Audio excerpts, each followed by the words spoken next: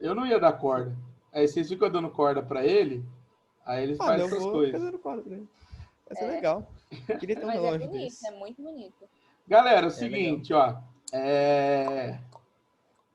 Então, o pi, como a Letícia falou, até vou escrever aqui, só para curiosidade, né? Quando você tem aqui uma circunferência, então, Letícia, ó. Foi a Letícia que perguntou, né? Com certeza. Acho que foi a Bruna. Foi você, Bruna? É importante o obstetra. Desculpa. Confundi a voz. Todo mundo confunde minha voz. Ou é Calibre, Então, ó, Letícia. o comprimento, o π é exatamente a razão entre o comprimento da circunferência pelo diâmetro, que é 2r. Por isso que a gente diz que a fórmula do comprimento da circunferência, ó, se o diâmetro é 2r, se você passar aqui multiplicando, o comprimento de qualquer circunferência vai ser 2πr.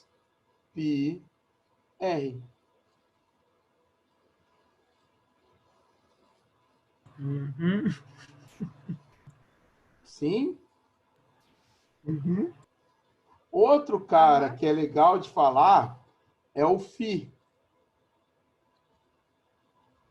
Esse daqui é a letra grega φ, e ele é um número que a gente chama de número de ouro. Ele é calculado através da razão áurea. Ele é um número irracional, que ele é 1,6180339 e vai indo. Não tem um período. Esse foi o número que a gente estava discutindo uma vez? Isso. Tem até um vídeo aqui, eu já abri. Deixa eu ver se eu consigo Não, gente, mostrar para leia o vocês. livro O Código da Vinci. Aí vocês vão entender esse número, ele é muito bom. Super indico. Olha lá. Tanto que o Davi viu aqui e pesquisou, o pi teve um cara, um japonês, de 2009, que ele calculou quantos trilhões, Davi? 34? Não, foi uma japonesa lá e ela 31, achou... É porque... Pera aí que eu tenho que recarregar a página aqui. É 31,2 A página não aceita. milhões. É, 31,4. Se eu compartilhar o vídeo aqui direto, vocês conseguem ver já? E escutar? Consegue, só que você tem que compartilhar áudio também. Tem que compartilhar o som. Como Vai é que eu colocar em compartilho? View Option. É lá mesmo. Aonde? É que meio que a gente não vê o que você tá vendo. Entendeu? É. Ali em Tá, cima, mas fala você pra mim. coloca... Aí lá em share screen, ou sei lá, em compartilhar tela, deve ter uma setinha. Tá, já foi. Aí vê se tem alguma coisa lá de som também. Tá. Ativar som, integração. Vocês estão escutando? Isso. Sim. Tá alto? Curiosos que são os matemáticos Bastante. Mas agora tá bom. e descobriram que ela pode Ó. ser traduzida por um número. É o número de ouro, que foi batizado com a letra grega Φ e vale aproximadamente 1,6180. O que o número de ouro tem a ver com a vida da gente? Vamos continuar nossa viagem e conhecer a história de um outro Leonardo, Leonardo Fibonacci, que viveu por volta do ano 1200. Mulher engraçada. Leonardo nasceu em Pisa e era filho de um comerciante italiano chamado Bonaccio. Por conta do trabalho do seu pai, Fibonacci viajava muito, do norte da África aos países do Oriente. Nessas viagens, ele teve contato com diferentes métodos de fazer cálculos. Fibonacci percebeu que a forma hindu-arábica, os números que nós usamos hoje, era mais prática para registrar quantidades e fazer cálculos que a forma europeia, na qual se usavam letras. Fibonacci escreveu um livro em que explicava o uso dos novos numerais e alguns métodos de cálculo. O livro continha ainda uma coleção de problemas matemáticos, e dentre eles, um problema sobre a reprodução de casais de coelhos. Todos sabemos que os coelhos se reproduzem rapidamente. E como Fibonacci era matemático e não mágico, ele propôs a seguinte questão. Um casal de coelhos, eles procriam uma vez por mês. Esses filhotes levam 2 meses para crescer e geram um novo casal de coelhos. Ao longo de 12 meses, quantos coelhos serão gerados a partir de um único casal? E aí, Davi? Mas eu nem prestei nem atenção entendi direito a no que ela falou. Vamos lá. Peraí, calma. Vamos lá, calma. Ó, Nath era matemático e não mágico, ele propôs a seguinte questão. Um casal de coelhos, eles procriam uma vez por mês. Esses filhotes levam 2 meses para crescer e geram um novo casal de coelhos. Ao longo de 12 meses, quantos coelhos serão gerados? um casal Mas de peraí, coelhos. mas quantos Não, temos coelhos que analisar. nascem Mas de um filhotes? casal? Mas quantos coelhos nascem de um casal? Um casal de coelho leva 1 mês para gerar outro casal de coelho. Ah, tá, outro casal, tá. Após 12 meses, quantos coelhos vão ter? Quantos casais ou quantos coelhos? Vamos lá. Não, gente, mas peraí, a cada mês, tipo assim, o primeiro mês é 2, o segundo mês já vai ser 4. 4 que vai gerar, Não, vai gerando filho, gera gente, é um. muita coisa. Então, a melhor Casal pra resposta gerar um é casal. desse cara. A melhor resposta é É. desse cara. Fica... Seriam 20? Não sei. Casal de Tô pensando. coelhos, Olha lá, ó. eles procriam uma vez por mês. Esses filhotes levam 2 meses para crescer e geram um novo casal de coelhos. Ao longo de 12 meses, quantos coelhos serão gerados a partir de um único casal? Muitos. Uns 100 coelhos. Aqui tá, 40. Esse aí é bom. Fevereiro, mais 1, mais 2 são 3. Março. Pelo amor de Deus, tem que ter uma calculadora. Os problemas para a matemática não são problemas, são a razão de sua existência. Um problema é um desafio a ser solucionado, uma questão a ser resolvida. A matemática tem um caso de amor com o problema. Fazendo as contas dos coelhos, Fibonacci viu que no primeiro mês temos apenas um par de coelhos. No segundo mês, continuamos com um par de coelhos. No terceiro mês, já são 2 pares. No quarto mês, são 3 pares. No quinto mês, são Eles 5. levam 2 No meses. sexto mês, são 8. No sétimo, são 13. No oitavo, são 21.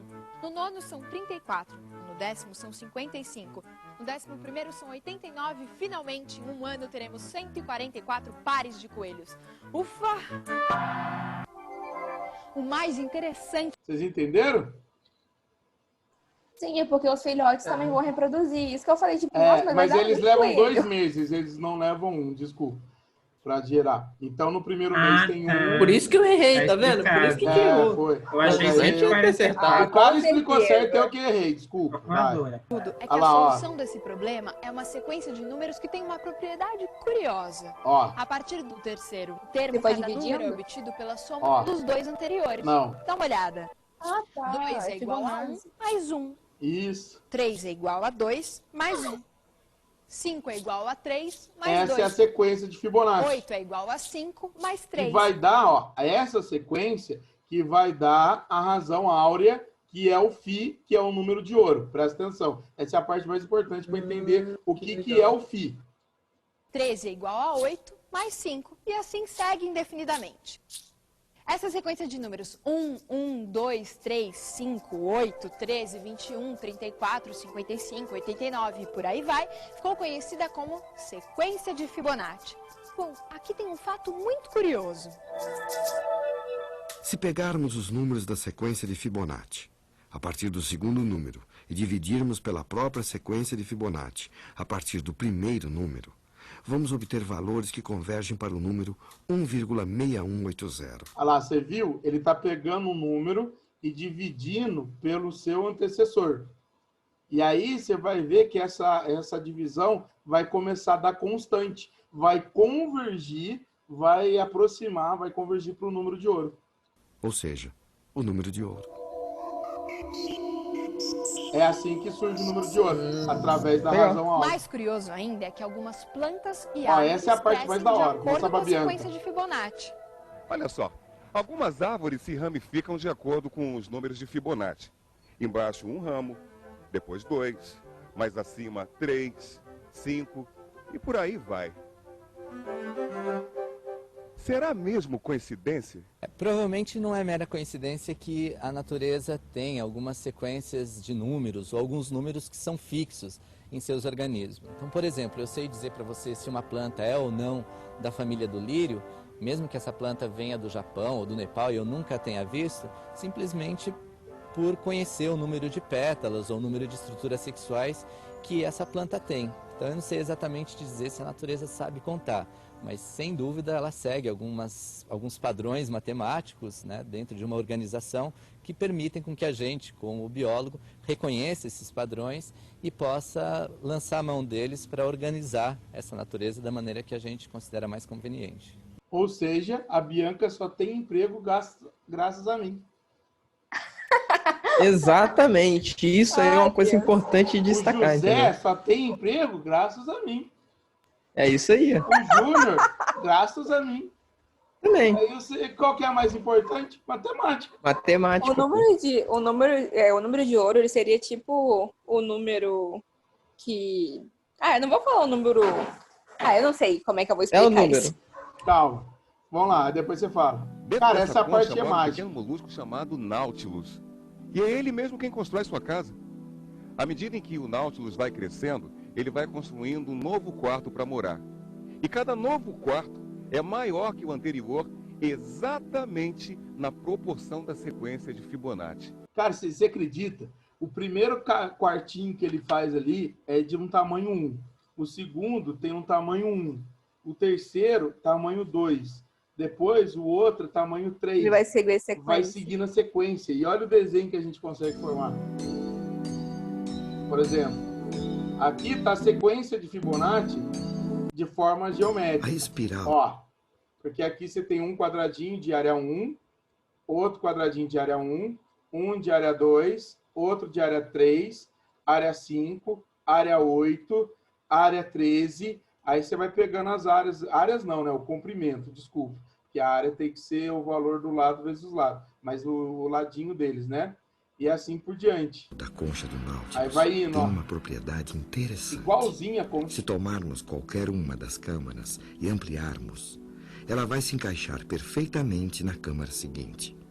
O animal cresce numa mesma proporção, a proporção áurea.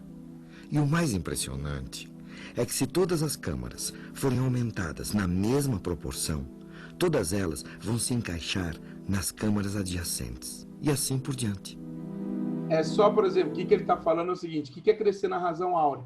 A próxima, você multiplica pelo número de ouro que você descobre o valor dela.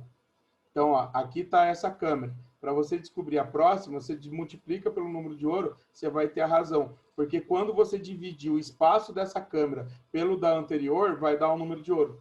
Vocês entenderam a ideia? É muito louco. Seria tipo o número que rege as Isso. leis da natureza. Cara, e isso não é Doideira, só aqui. né? Isso daqui tem no seu corpo. É, tem essa coisa também que eu já tem vi. meu Acabou. corpo, sim, eu também já vi. Tem. Porque Da Vinci era mágico. O Da Vinci ele era apaixonado Da Vinci, também gente. pelo número de ouro. Então tem aquele quadro dele, daquele homem lá do... O grito? Não. Homem vitruviano. Isso. É, isso aí. Tá. Ele usa a razão áurea para desenhar. A Mona Lisa é desenhada através da razão áurea. Ele usa, porque se você pegar, vamos imaginar aqui, ó. Aqui está o rosto da Mona Lisa. É que depende, né? De um Nossa. lado é uma coisa, do outro lado é outra. A Mona Lisa. Aí, se você pegar... Eu não entendi, até perdi. Agora tem que lembrar qual que é a razão. Eu não sei se é a razão do queixo até o nariz ou da testa até o nariz. E se Eu acho você que é dividir do rosto inteiro, vai dar o número de ouro. Depende, o rosto dela é redondo? Legal. Cara, é muito da hora isso. A razão do seu umbigo. Isso, é do muito da umbigo. hora. Isso aí eu já ouvi falar. Isso daqui é muito da hora. Aqui tá você. Aí aqui tá o seu umbigo. É bem eu mesmo. Aí aqui, ó, tem a distância do seu umbigo até o chão. E aí tem a sua altura. Se você pegar a sua altura e dividir pela distância do chão até o umbigo, então aqui está a sua altura e a distância do chão até o umbigo. Então, se você fizer isso, vai dar 1,618. Duvido. Para. Sério? Teve uma sério? vez, foi a primeira aula que eu dei na minha vida. Olha para você ver como é que eu era mais empolgado. A Bianca me dá risada demais de mim. Se ela ver esse vídeo, ela vai chorar de mim. Eu era muito empolgado quando eu comecei a carreira. Então, eu dava aula para o 6º ano. E aí, a primeira coisa que eu dei para eles no 6º ano foi isso. Eu cheguei com uma trena e falei que eu era mágico e que ia adivinhar a altura de todo mundo. Mas a minha trena não era tão grande, então eu só media a distância do umbigo até o chão. E aí eu pegava esse valor, multiplicava pelo número de ouro e dava a altura dele certinho. A molecada pirava, ficava, nossa. Legal. Ficava tipo, esse cara. Oh, Professor, quando a gente voltar às aulas, faz isso com a gente. Vou fazer. Tanto que quando eu dei aula para eles, ó, pra você ter uma ideia, foi, acho que a primeira turma assim, que eu peguei diretão. Eu dei aula do 6º até o 3º ano do ensino médio, 3ª série do ensino médio. Eu peguei eles desde o Fundamental 2 até o ensino médio. E aí eu fui o paraninfo deles, tudo mais. E no discurso de formatura, eles falaram dessa minha primeira aula. Foi muito da hora, que marcou Fica eles. tranquilo, a gente também tem essa primeira aula gravada, não tem, gente? Pelo amor de Deus. Não lembro. Brincadeira. Não, eu não tô cobrando nada de vocês. Eu só tô comentando. Sim, eu mas lembro que você... na nossa aula o Bisteca chegou com o barbante na mão e a gente falou... Eu lembro do barbante também. Ter aula com Bisteca do 6º ao 3º. Não, minha vida ia ter sido salva. Eles ficaram loucos. Mas, foi muita sorte, foi muita e, tipo, sorte. no 6º ano, eu dava 6 aulas por semana. Era overdose mesmo de bisteca. Overdose de bisteca. Mas foi bom, época boa. Cara, é isso. Só para comentar mesmo. Não sei por que eu falei tudo isso. Leiam o Código da Vinci, vocês vão aula. gostar. Vocês vão gostar. Leiam. Deixa eu contar uma piada. O Bisteca, o Davi, ele tem um livro lá e não lê, cara. Eu tô ficando brava com ele. Ele tá me enrolando há 3 meses já. Então, vocês entenderam o que é essa razão áurea, a razão ele de ouro? Ele cagou pra mim. É. O livro, Davi. Isso é importante? Não, não é importante. Isso é uma curiosidade, então... só para você ver como é que é aplicado na nossa vida. Achei legal. Claro que é importante, tem que decorar inteiro, pô. Aí eu ia falar isso também. Vai cair na prova. Vou botar um formulário do Forms. Tem um dia do Pi. Não sei se vocês sabem, mas tem o dia do Pi. Que é o dia 14 de março. Se divide de verdade? Mentira! Porque nos Estados Unidos a data é 3 de 14, né? Ele vem um mês antes dos dias, né? Então, no dia 14 de março é o dia do Pi. É o dia mundial do Pi. Que isso? Aí olha o meu nível de empolgação mesmo. Mas por quê? Hã? Por quê? 3,14. Ah, 3,14. Achei que tinha que dividir. Eu achei que se a gente dividir, tá meio errado. vai dar certo. Não, mas como é que... Não tem porquê. 3,14. 3 de Imagina 14. Se 14 dividido por 3 desse 3. 14 é o dia do Pi. Aí ia ser muito surto. Ia ser muito pirata. Aí, minha empolgação era que, tipo, nesse dia eu fazia competições de matemática com a molecada. Nossa! Competições de raciocínio lógico. O colégio pedia também. Era meio que tradição do colégio que eu trabalhava. Aí, uma das competições era justamente quem decorava mais casas decimais do Pi. Você foi demitido, Bisteca? Fui demitido. Ah, que palhaço. Eu só sei 3,1415. E não é porque tá aí, não. Eu sei, não. Eu também. É 3,1415, 9, 26, 35, 89, 79, 3, 23, Ele tá olhando. 8, 4, 6. Ele tá olhando. É claro que eu tô olhando. É óbvio. Ele tá olhando. Enfim, é óbvio. Eu tô olhando no chat, tá aí. Que vocês iam gostar da história do Pi. Eu adorei.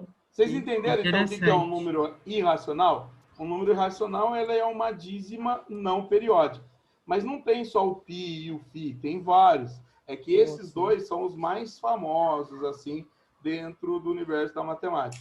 Mas se você pegar a raiz de número primo, também é número irracional. Então, por exemplo, se você bater aí a raiz de 2, se você pegar aqui, ó, na calculadora, só para vocês entenderem, 2, raiz. Ela é 1,414, certo? 2, 3, 5, 6, 3, 7. Ela não tem um período. Ela tem infinitas casas decimais, então ela é também um número Imagina, você coloca aí. E é uma calculadora tipo assim, feita para encontrar o número inteiro. Você coloca aí, o computador fica o resto da vida. Raiz de 3 também. Olha lá, ó, Que você legal. pega 3 e põe raiz 1733205. Legal. Raiz de 5, raiz de 7. Então, raiz de número primo também é um número irracional. Então, esse daqui é o conjunto dos irracionais. Eles contrapõem ao número racional. Por isso que eles são chamados de irracionais. São números que não são racionais. Eles são números que não podem ser escritos na forma de fração. Apesar que eles têm origem através de uma fração, porque o φ, vocês concordam comigo que a origem dele é através de uma razão? Mas eu não consigo transformar na fração geratriz. Eu não consigo. Não dá para fazer IA por menos de A para descobrir Isso, o a gente não tem uma regra para voltar. Então, eles não, por isso que eles são números irracionais. Porque eles não... Meu amor, você não consegue achar qual é a fração que gerou ele. Não tem como descobrir. Então, a gente diz isso. Então, a gente diz que eles não podem ser escritos na forma de fração. Então, se eles não são escritos na forma de fração, por isso que eles não são racionais, eles vão ser irracionais. Steco, posso fazer uma piada? Só pra gente terminar a aula. Calma aí, eu vou só terminar a aula, fechar, porque eu não vou fazer nenhum exercício com vocês hoje. Aí a gente conversa, troca uma ideia aí. Pode ser? Pode. E aí, galera, a gente chega nos números reais.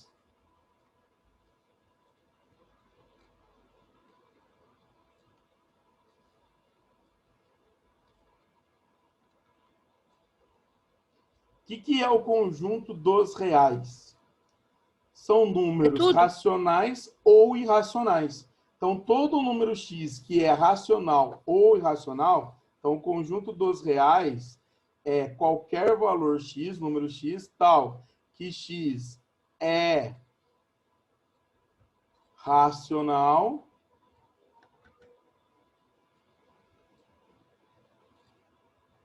ou irracional. Vocês entenderam? Então, qualquer x que é racional ou irracional é um número real. Então, a gente pode dizer que os reais, ele é a união entre os conjuntos dos racionais e o conjunto dos irracionais. Por isso que eu estava comentando com vocês uma observação, que o conjunto dos irracionais, ele também é conhecido como R menos Q. Porque todo número irracional é um número real que não é racional. Tá certo? Então, todo mundo que pertence aos racionais e irracionais é real. Qual é a consequência? Todo racional é subconjunto dos reais e todo irracional também é subconjunto dos reais. Então, a gente vai ter um diagrama bonitão assim, ó. Os reais aqui, ó, dominando a parada.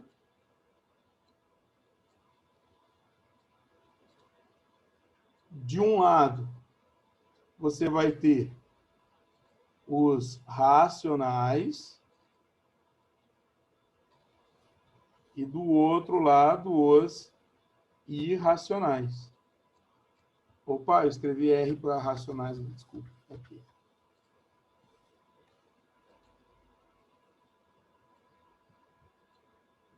E aqui os irracionais.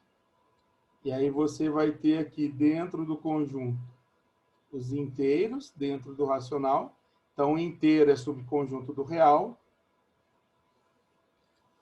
E dentro dos inteiros você tem os naturais. Então, os naturais também são números reais. Então, todos os números naturais são reais, tudo é natural. Tudo é real, perdão.